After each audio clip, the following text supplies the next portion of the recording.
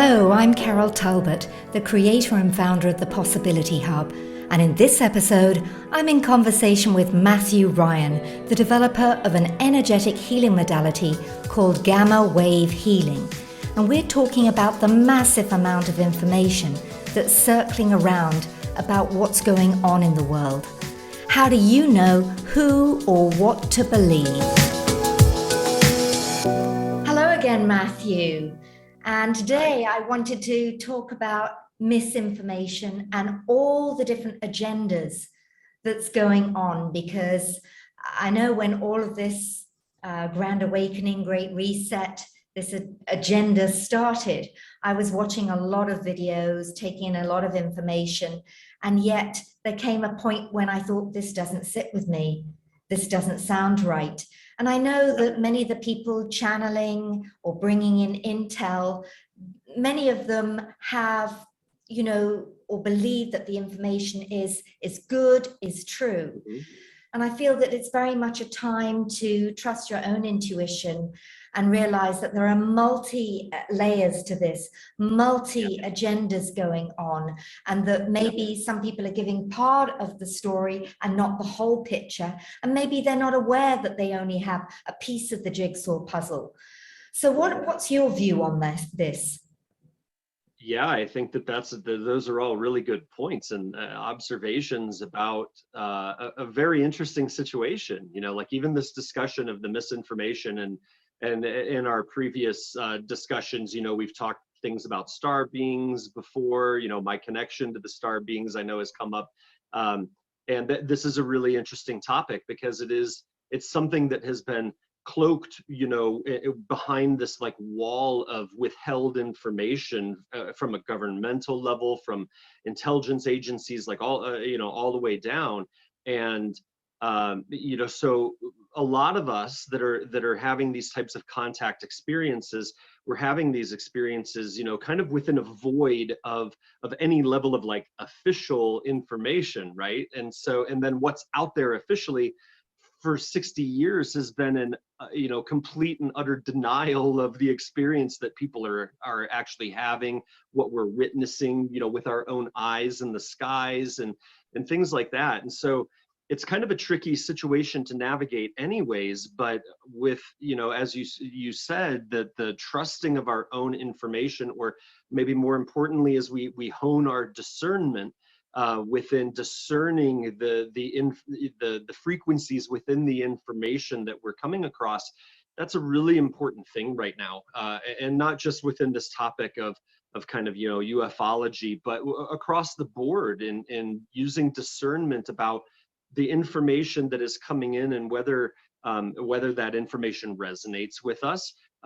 Even if it doesn't resonate with us, like in the sense that we don't agree with it, that's one thing, but I'm talking more about like actual discordant frequencies that when they come into our field, and it creates like a reverberation maybe through your field that feels discordant. And and then other times, like when the information comes in, maybe it's from a source you're not familiar with, and it comes in and there's this resonance. You can feel the energy expand through your field.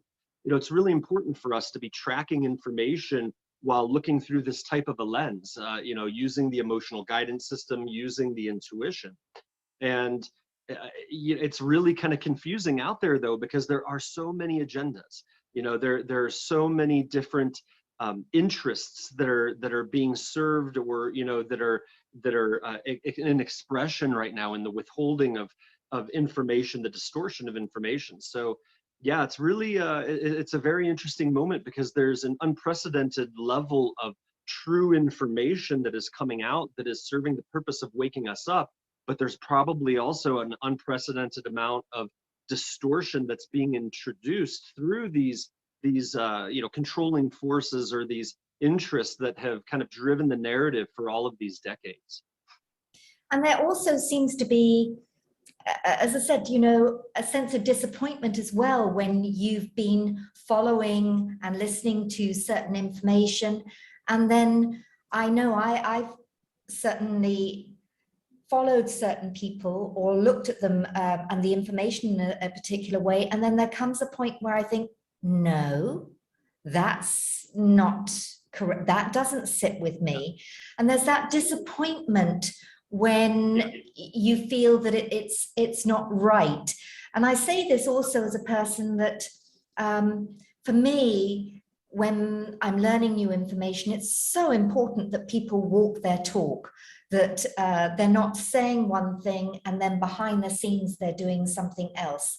That is a real disconnect. And so when we find that there's people running different agendas, I find that particularly disappointing. Have you come across that too? Yeah, I think that that's a very important point too, and definitely like that feeling of disappointment. I can totally relate to that in different ways of throughout the journey of my own continuing awakening. And I don't even remember the name of the guy right now, but I would say probably about 10 years ago. I'm pretty sure it was before 2012. There was a guy that came out that was a channel that was communicating with, allegedly like the Galactic Federation type of group, one of these kind of super, extraterrestrial groups, including the Pleiadians often. And the information that he was bringing out was very resonant. Like there was a very resonant strand of information within me going, oh yeah. And I would go out and I would share information, like on Facebook, and I got interesting responses, like 10, 12 years ago. It's like a lot of people still didn't know what to make of that kind of topic. And so interesting feedback, but I was out there sharing the information because it really felt to me to be true. And then there was something weird happen where suddenly the information that started coming through him, it was like a slap of cold water against my energy body. And I was like, whoa, this doesn't feel accurate at all. Like, in fact, it feels fear-based, and I don't remember the detail of it, but it was interesting because that energy shift was recognized kind of within this like spiritual channeling UFO community. And this guy's credibility like went off of a cliff basically because something had shifted and a lot of people noticed it, and you can feel that like when you're opening up into new information, and it's maybe new information that is confirming things that you've held within you for so many years, maybe silently, maybe things that you've had questions about, and suddenly here's this information. And it's almost like we begin to be identified with it, or we begin to connect our sense of self like into that information. And so that then can become a big pitfall if the strand of information that's coming to us is actually being intentionally distorted, which is what we see, this like infiltration within this community. So it's really important, it's very important for us to hone our discernment and really then to be open and allowing, but also not to give our power away in any kind of a situation whereby we're externalizing like authority into these other sources of information, which we have no way of directly corroborating unless you know the person. So isn't this what you'd want to do if you wanted to impact the masses? Wouldn't you use techniques of manipulation whereby you share with them truth and how to have a better life and how to lift your spirits? You'd be sharing good stuff before you go in with the distorted information, because we live very much in a time where people want somebody to save them. They want a savior, they want a god, they want guru who will tell them what to do, how to live.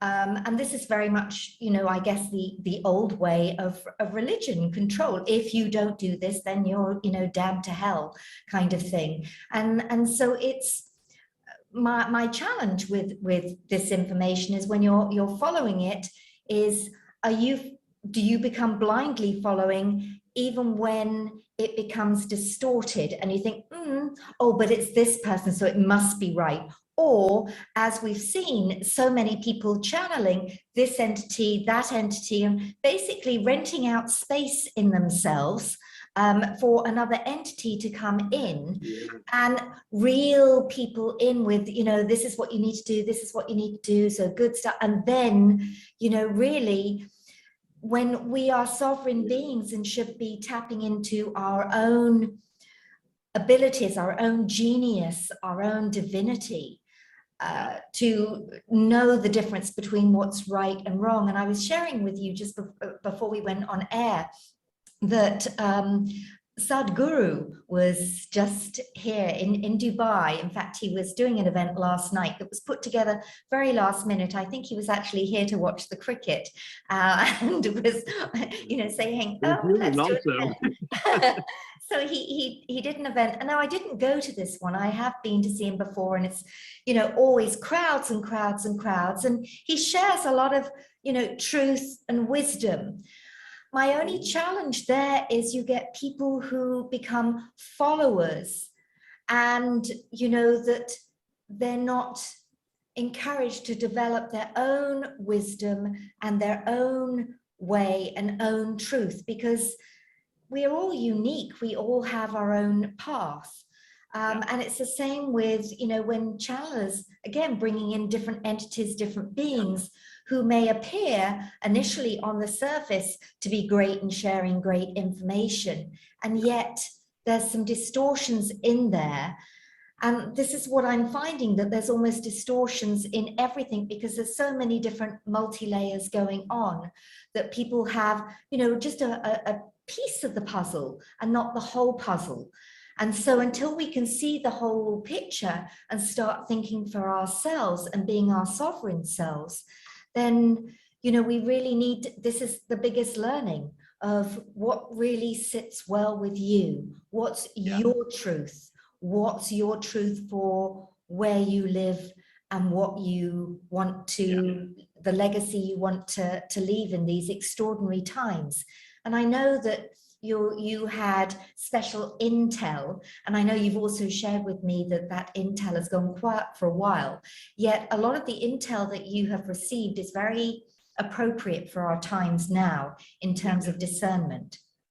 Yeah, I think just, there's a lot of things there that are important that you touched on, and that kind of discernment, between, I think it crosses both of the topics of, like, from the ufology and into the more spiritual thing, like the guru situation you're talking about, that what I've seen and what I've experienced myself for sure in this process is that as we move through this process of awakening, and as our energy field becomes more clear and more sovereign in its grounding through our energetic expression, we move through many different maybe layers of understanding and reality, right? And there are many, like, bandwidths of frequency that can be good in each one of those moments. And as we change, then our alignment with that frequency changes. And so, that's one thing that I would encourage as people are on this journey, is that understanding that, nobody has the absolute truth.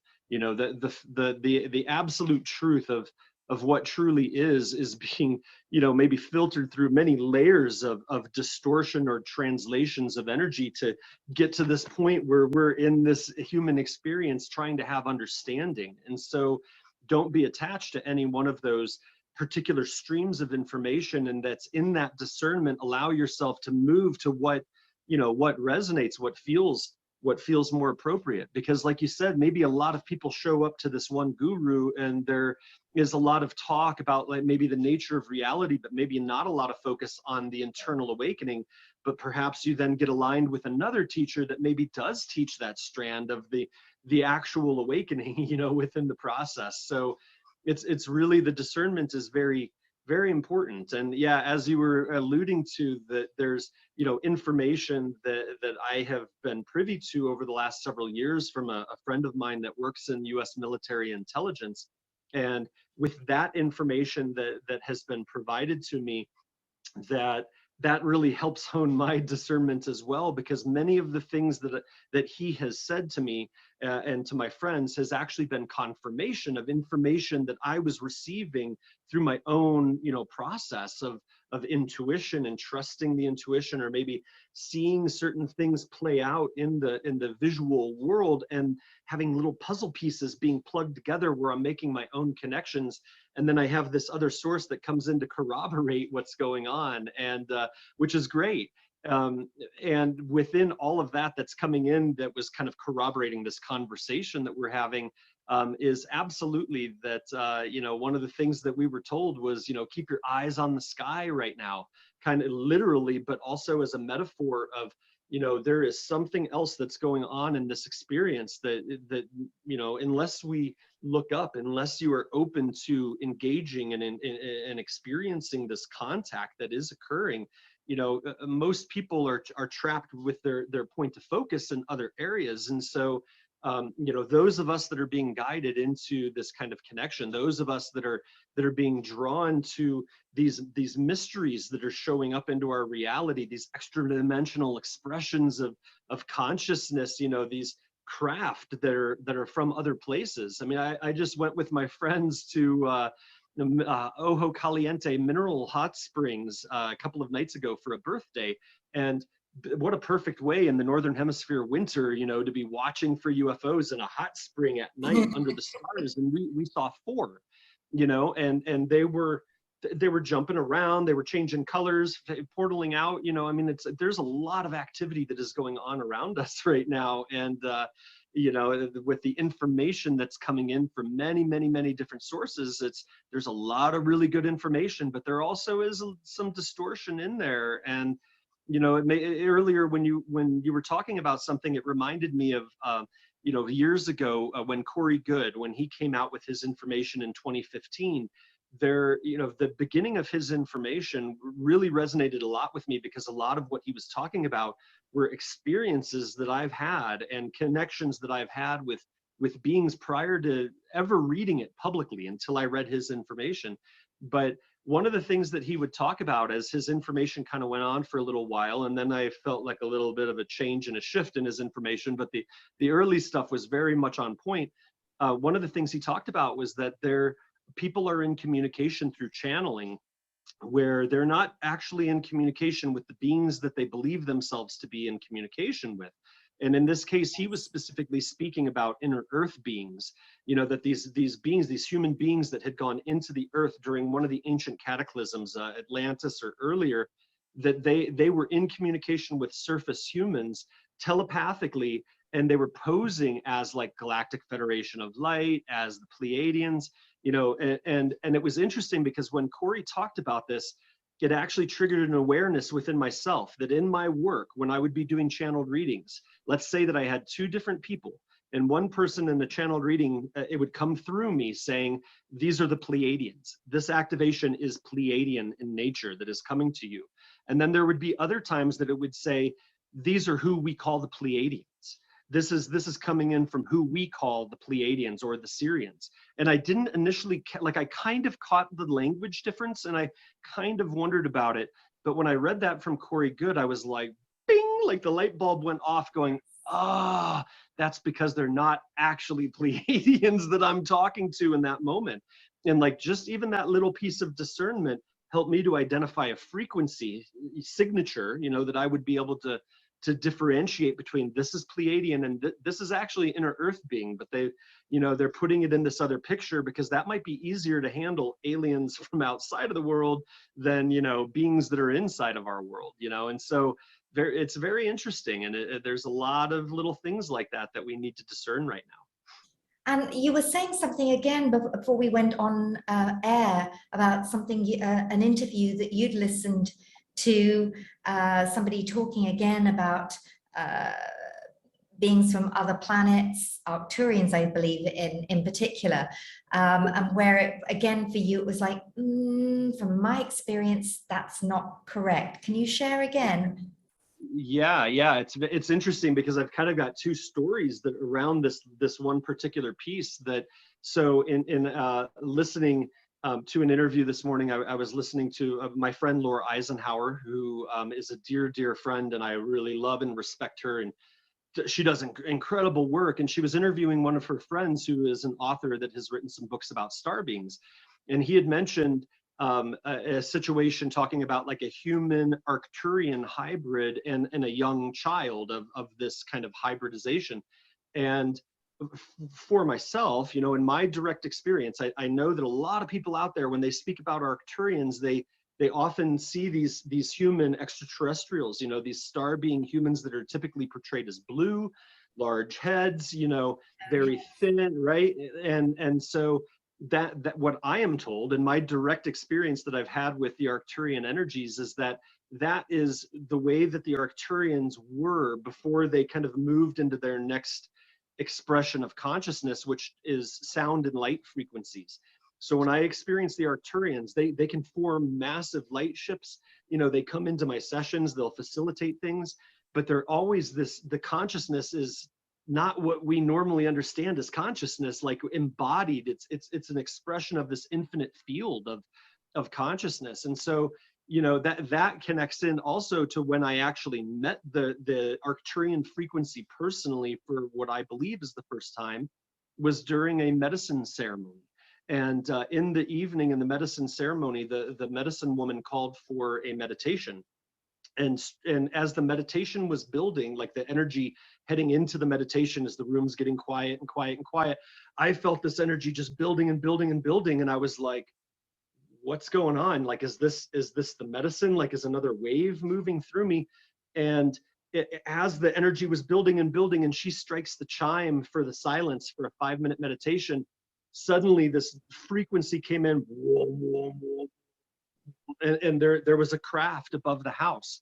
And and I was tuned, and it was overwhelming. It was just like my close encounter that I had back in 2004, where there were like waves of energy.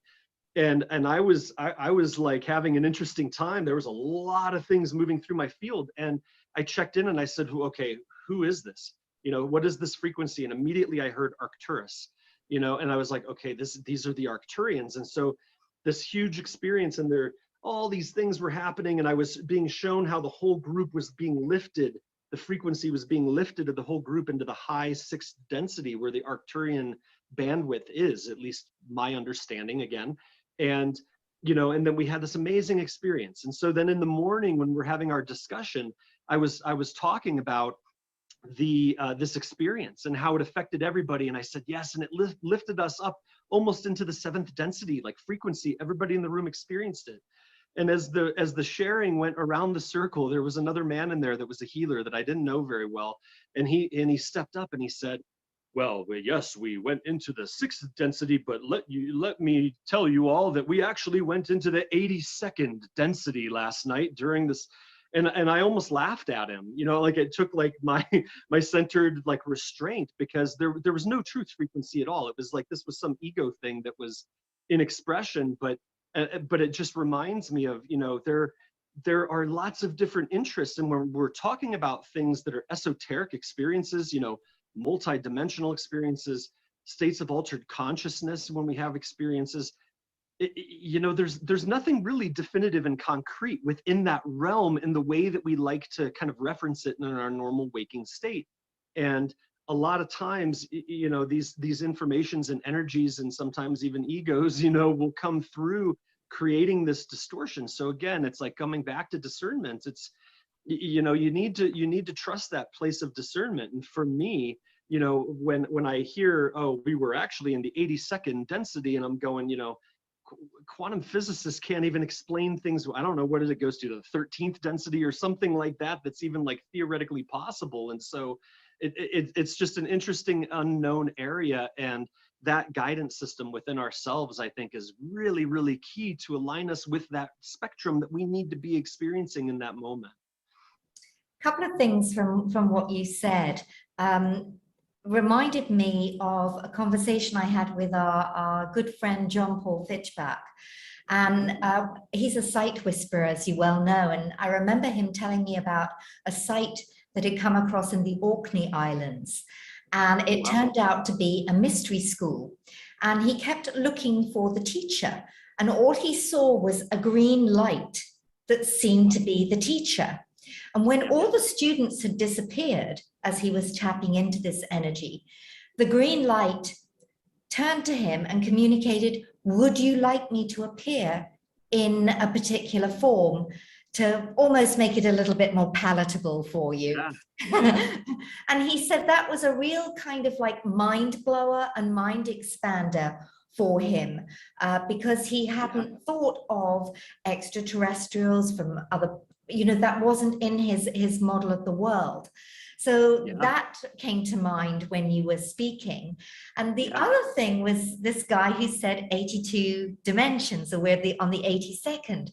Because funnily enough, one of my mentors some years back, probably around 2016, 2017, I worked with a very extraordinary woman, and even how I met her was extraordinary. She's called Star Fuentes, and she's in her 80s now, and she has a huge body of work in terms of light language, which is done very differently. It's with color and geomancies and light. So you make light language grids, something that I learned. She studied with the Mexican curanderos for many years. Also in Japan, she was called to many parts of the world. She has amazing stories of how she was called into different areas and how her healing gifts came about and how she was taught. In her work, again, we're not looking at just 8, 10, 12 dimensions. It was going into 60, 70. It was going up the higher dimensions. And part of what we had to learn was each dimension, what it was for, you know, whether that was for healing, whether this was for this, whether that was for that. You know, it was really specific. And I'm sure if I put my mind to it, I can remember a lot of it, because it was one of the tasks that we had to do, to remember each dimension. But there would also be clusters of dimensions which were around a certain area. And so what I've come to understand is within each dimension, there are sub-frequencies, there are sub-dimensions. And so what I discovered or assigned, that when she was talking about, you know, dimension 55 or dimension 60, it was a sub-frequency of maybe the 6th dimension or maybe the 5th dimension. It was a sub-frequency. It was like tuning the dial to the finer distinctions of what that frequency was capable of, rather than you know, just the broad, oh, we're in 3rd, we're in 4th, or this, or what specific angular rotation we're in. So that was how I came to be able to understand, rather than being, you know, people saying, what are you talking about, Carol? It helped me understand the kind of like little nuances that are available. And maybe, you know, maybe he was talking out of turn, or maybe he was talking about 8th density and the sub-frequencies, the you know, subtleties. So that's an area I'm just throwing that out there. And as I said, her information and her healing modalities and everything she taught was very, very different, and extraordinary woman. And I still feel very blessed and very grateful to have spent time with her and been on a number of her programs and mentor under her as well. It was an extraordinary time. And at the time, some of it sat with me, some of it didn't. And as we grow and evolve, this is the space and place where we discard certain information, and where sometimes we see the wisdom and value that was being taught to us at a time when we couldn't see the bigger picture.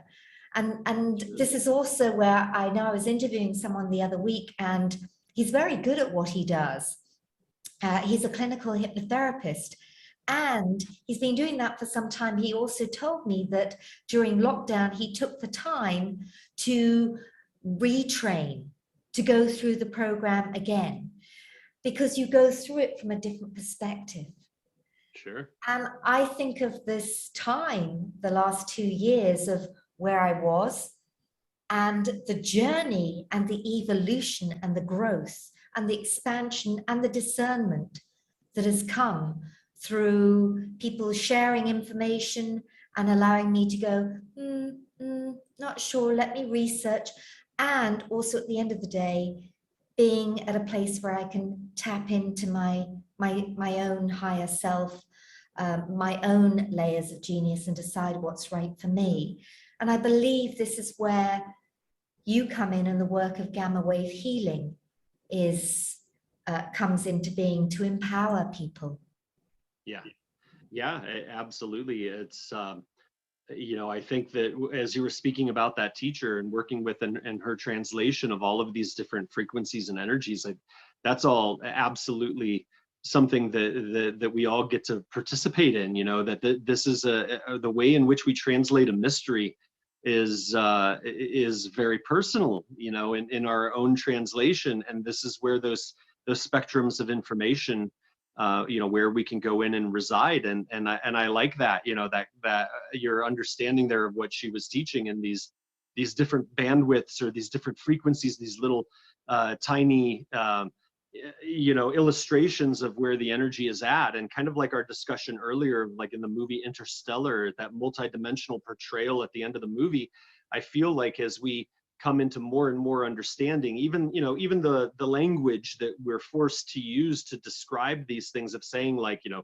third, fourth, fifth, sixth density, and it's like we see these as these hierarchical bandwidths of frequency, whereas the reality of it is going to be probably more like that interdimensional you know, representation, where everything, or interstellar, I'm sorry, where in Interstellar, where they represent this, and it's expanded in all these different ways. It's not linear in any function, you know. And so yeah, that, I think that's amazing. You know, I do think in that story that I had shared, that the motivation was more of one-upsmanship than it was Yes. about any, you know, higher level of experience. But Very you know, which is, very you know, but that's okay, right? well, I'm the truth and that's it. Whereas I think we need to be open. So Yeah. as we close this conversation, what advice would you like to share with people in terms of how do they find their truth?